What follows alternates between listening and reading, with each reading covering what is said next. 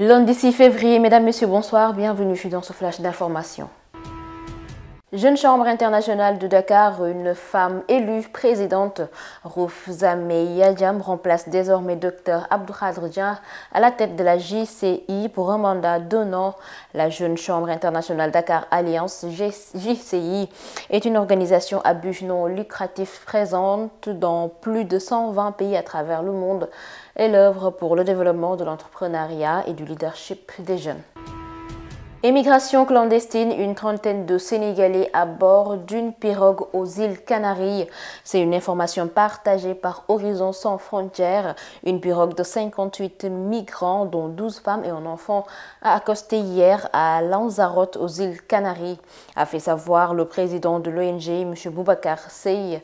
D'après les données de la Croix-Rouge, 4 919 personnes sont arrivées à Lanzarote à bord de petits bateaux entre les débuts de l'année 2022 et le 5 octobre 2022.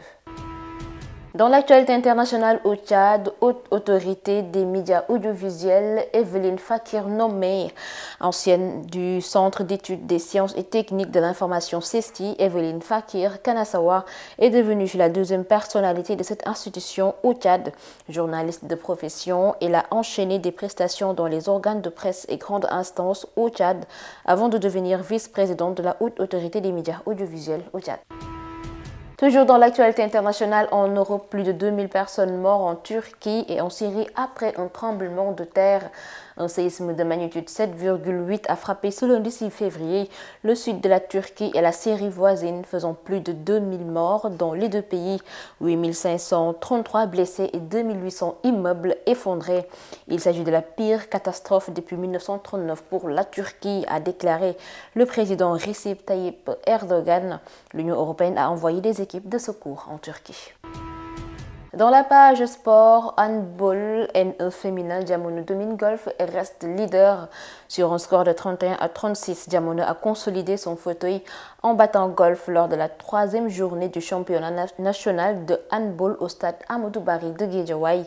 Avec cette victoire, Diamono confirme sa suprématie dans ce championnat avec 9 points sur 9.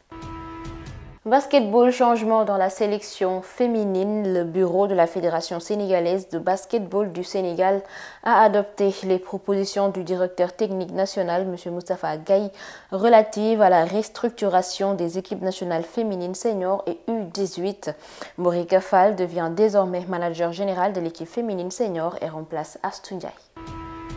En football, CHAN 2023, le Sénégal sur le toit de l'Afrique.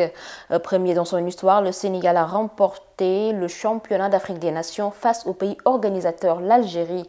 Le troisième trophée après la CAN Beach Soccer et la Coupe d'Afrique des Nations en 2022. Les Lions du Sénégal et les Fennecs de l'Algérie s'affrontaient pour un remake de la finale de CAN 2019. Après cette victoire, le Sénégal s'impose impérialement en Afrique.